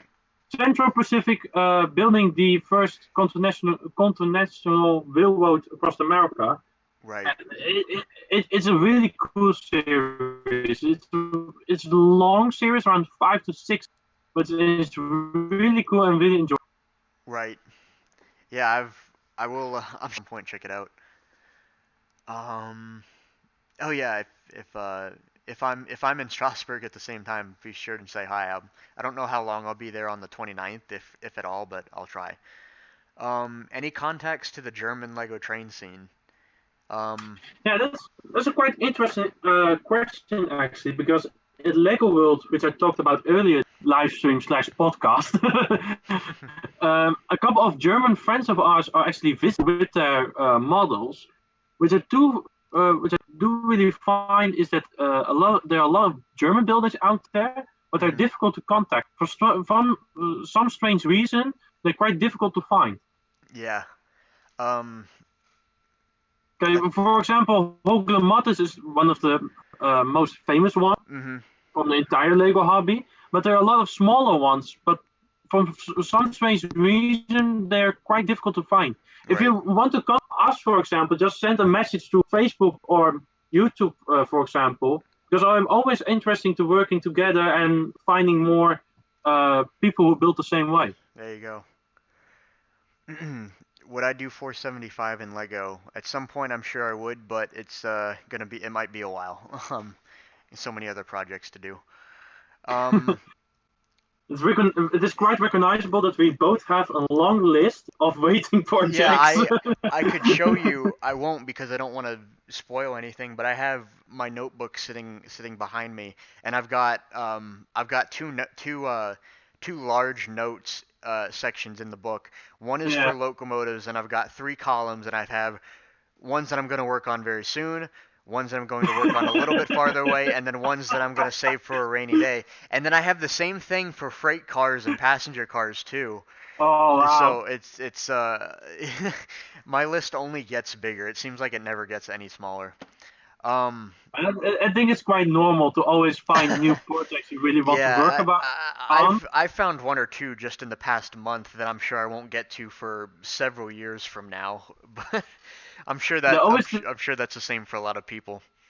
yeah, the most difficult thing I always find is when you almost fall in love with a certain Yeah, locomotive. yeah, and You want to build you it as fast as you can, right. and it has happened this year that my entire schedule is messed up because I really wanted to build a certain locomotive. I know exactly what that feels like. Um, all right, if anybody has any other questions, we'll be happy to take them. I will note that there is a 6-hour time difference between Enrico and I, and for him it's currently 10:15 in the evening. He'll probably I believe he'll want to be going fairly soon, but I Well, guess if you see me asleep, you probably find out. yeah, if we'll end the stream if you just are suddenly slump over the No, no, desk. just take a half an hour, maybe. Yeah, well, let's say about I actually have a couple other things I need to do too today, but we can say maybe another 15 or 20 minutes. Yeah, a Okay, really great. good idea. Yeah, Sounds good. yeah. Um, would either of you consider creating a Shay, or is it even possible? I know it's possible. So, Enrico, I'm not sure how familiar you are with American locomotives. I'm already googling Shay. Yes. So, No, yeah, so I have you'll no idea. yeah, so you'll find a Shay is a steam locomotive primarily used for logging and timber operations. It's really iconic because if you look at the front, Oh, is it like a steam tractor, for example? no, not quite. Instead of having two cylinders along the side and they drive the wheels directly, it's shays will usually have two or three cylinders mounted vertically in the center of the locomotive facing down, Yeah. and then it drives a drive shaft along the length of the locomotive, which turns gears and then turns the wheels. Oh, yeah, yeah, yeah, Yeah, yeah. so and Like the first time Victorian type locomotives. yeah, right. So I know a few Yeah. people have created shays in Lego before. I'm not one of them because I've had no interest in doing so, but there is one shay that I would like to build. It's just again so far down on the list that I won't get to it for quite a while, but I know it is possible. Um, if you search Lego Shay, I forget who made one, but I think that there, and don't quote me on this, but I think there is someone that is willing to, uh, that has assisted others with creating similar locomotives before. He would very likely be willing to assist you, assuming that I'm remembering that correctly. So yeah, by all means, it is possible to answer your question, but I have no plans for one, and Enrico didn't even know what it was, so he probably I doesn't. do recognize it. I believe it's one of the first more of the first period locomotive, right? A beetje It more no, around the it's 1900s. they were built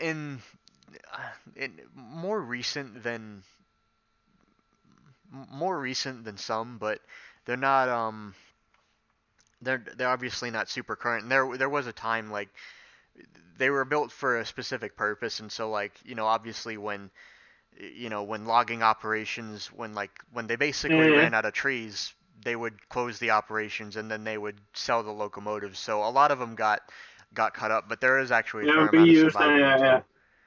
Now I don't think they are actually that popular in Europe or No, especially the Netherlands. So well, the reason for it is because just given the just I mean I believe that I'm not at all familiar with European logging, but I know that the reason that Shays and other geared locomotives were made was more for the purpose of higher grades and lower speeds. So, um, okay, oh, yeah. Yeah, there is a Shay on Rebrickable, but can't remember. There probably is. I'm sure if you can find it or find pictures of it and reverse engineer. That would be a good challenge for reverse engineering. Is Yeah, that would be creating a cool. Yeah. Shay. Um, Kale says Western Maryland Big Six is on his list. Kale, you have to break your Western Maryland curse first before you can handle a Shay. Um, so Kale's Western Maryland curse. So Western Maryland is one of Kale's favorite Yeah. railroads, and he's built 3 or 4 locomotives from the Western Maryland, and most of them didn't work right. Yeah, there was his Challenger, his 4664 locomotive, that never ran properly. He built a diesel locomotive from the Western Maryland, and he also built a 484 from the Western Maryland, and a 210. That one still is around, but none of them ever really worked right from the start. Yeah, that's Um, definitely a curse on him. yeah, Yeah. the 210 it mostly works now, but the other three is just not as much. But the cool thing about it is though is that the next time that he will want to build a Western Maryland locomotive is that all of those problems have since been fixed. So hopefully he can build the next Western Maryland locomotive that on That the does list indeed on the work. list. Yeah. Yeah, it will end the curse. At least we hope so. Um, but yeah, that's the Western Maryland curse. Um, all right. I don't know. I don't know how many other questions we're gonna get, but we'll stick around for a little bit. Oh, did you want to show off the steam locomotives that you got behind you, just while we're waiting? Yeah, but While we're waiting. since considering the camera doesn't work, it isn't Oh yeah, that. you're right. You're right. Yeah. I'm sorry. I'm looking at Discord primarily on my left and the chat on my right, and in between is the reminder that the stream is not showing the video. So, which is what I'm not looking at. So yeah, again, my apologies guys for all of the issues, and we had the failed start earlier, but and at least this is working a little bit better. At least this is working. Yeah. Yeah, at the very It's least. turned out to be more podcast Yeah, than a live video. Well, right. I don't think it's actually a bad idea for next time to do a podcast. Yeah, it probably would work a lot better, and maybe there's some room for improvement, and maybe we can even turn this into a semi-regular thing, maybe on a monthly basis or Yeah, that something would. else. I'm really interested in that. Yeah, because I think there are a lot of questions which have been asked here that a lot of people are struggling with, Hmm. and I think to have the ability to ask them any questions you like to us, I think it really helps a lot of people who might be able to struggle with those questions. Absolutely. Yeah, it's oh, more lag. Oh well. Yeah, absolutely it's one of the things that I always have enjoyed doing the most is answering people's questions, just using the experience that I built up over the years, and um, I've always been interested in, even in a different manner of saying, having been in the situation of having less experience, it's always I always remember being extremely grateful that I could reach out to some with more experience like Kale and Yeah, exactly. several other Yeah, people from back in the day, some of which are still around and building, and some of which aren't. But it was also it was always such a huge blessing to be able to reach out to all them, and it's part of the reason why I'm as active as I am on social media. But yeah. What I um, do want to stress out is we don't function like a Wikipedia page. yeah, We aren't that's an true, help desk, for example. right? But see us as a friend or as a person who just knows a bit more from experience. Right. I mean, that's all we really have to go on. I mean, if we don't know, we can sure point you in the right direction. I mean, like that's the other part of it too. And Yeah, we're the reason. I mean, the entire reason why we're doing this live stream in the first place is, and as well as writing for Brick Model Railroader and beyond is we want to put into the community what we have received from the community, and just kind of keep it, basically just make it so that the community is well supported, and we can bring new builders in, and keep others in the hobby as well, and basically just keep the hobby really healthy and really happy and around for and hopefully a and very long and time. and definitely growing. I think that's the most important thing for this hobby is to Yeah, you're grow. right. You're right. Don't be Absolutely. idle. For example, I don't want to bring out the discussion about 9-volt power functions and now the powered up, but I do want to say if you're idle and don't change, don't go with time, Right. that's a bad thing. And that's definitely the thing that's happening with model railroading. The real model railroading is they don't progress with the time period. Sometimes They're, they don't. Yeah, and they're it still often doesn't help. I mean, like they're there's still we trying fig right. they're still trying to figure out what has happened to children, they're interested in the interesting before. A great example is Lego trains are hugely popular around children. But Because the children can identify with Lego. exactly, but they can also play with them easily. They can open the roof, put a figure into it. They can act out little scenes. They can able to change it. Normal model railroad trains, they can't do that. Right. And people who design model railroads or fans of model railroading don't really understand why children don't get it. But the real reason is that children like trains, but Mhm. they want to do a bit more. They want to be able to play with them. Right. I mean, I think a lot of people putting it in, taking that what you have just said.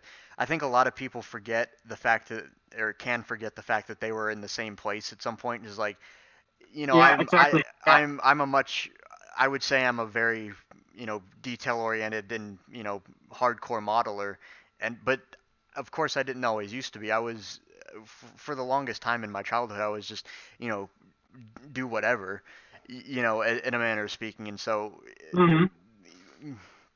traditional scale model railroading for a lot of reasons doesn't appeal to younger audiences. For those reasons is because there's not quite as much room for the playability factor. In Lego there is though, and like you were just saying, like with the figures and everything like that, that makes a huge difference, I think, and I think that's you can attribute a lot of it for that reason.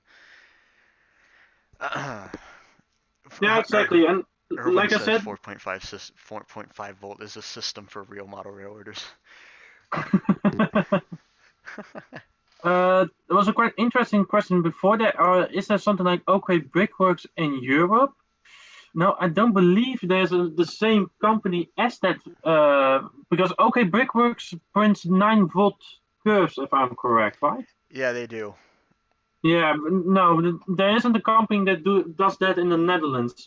You're able to import them, but like I said earlier, the import costs are quite high here in Europe. The best thing is to wait for a European reseller.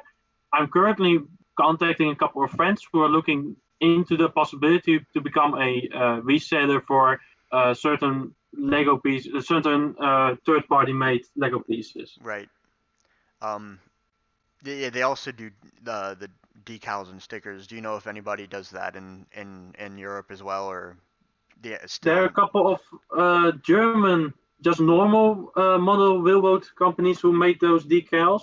I have a great friend of mine who makes them custom made them for me. For example, the trains I showed earlier all have decals which are made from him. Uh, but there isn't a specific company here in Europe who makes them. I think it's because the market here is too small, really, for a company to specialize in that. That makes sense.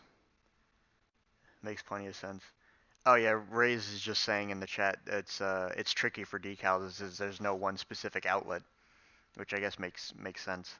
Yeah, the best way is to make them yourself or find a person who has a sticker company, for example, or a sticker machine or a decal machine who's able to help you out and print them for you. Right.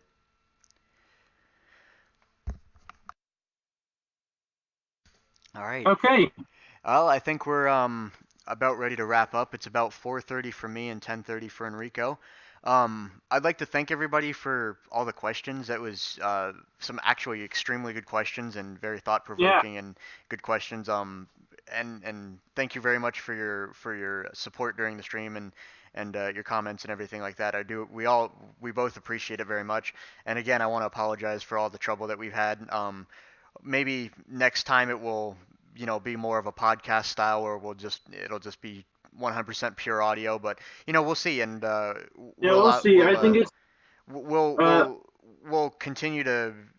If anything develops on that front, we'll let everybody know, Enrico, with his page, and yeah, I'll share it and yeah, through the outlets that I have as well. But Enrico, I also want to thank you for taking, I guess, 3 hours out of no your day problem. and hanging out and answering questions with me. It's been a lot of fun, and I really hope we can do this again. Yeah, thank you for having me. I've really enjoyed it, and I think there is something we can truly build on, which happened here. A podcast, for example, sounds really great. I think there's a great opportunity here between. I'm really interested to move on this experience. Sure, I think we can move forward from there. But I'll wrap it up there, guys. Again, thank you very much for watching. If anybody has any further questions, you can contact Enrico. He has a page called The Grand Brick Yeah, Tours. He's on YouTube and Facebook. Um, I'm also on but Inst. also yeah, you can also always contact Big Mother Railroad too, for Right. Yeah, example. we have info at brickmodelrailroad.com is our generic email. You can ask us questions there or use the contact form on the website. And you can contact me personally. My Instagram handle is at Emperor of the North Pole. If you have any questions, I'm usually pretty good about responding there. But thanks, guys, very much. We'll leave it there for now, and hopefully we'll be back maybe after some time with a podcast. But we'll see. Hopefully, just not another bad live stream. But again, thanks everybody, and we'll talk to y'all later. Bye. Well, it was really interesting.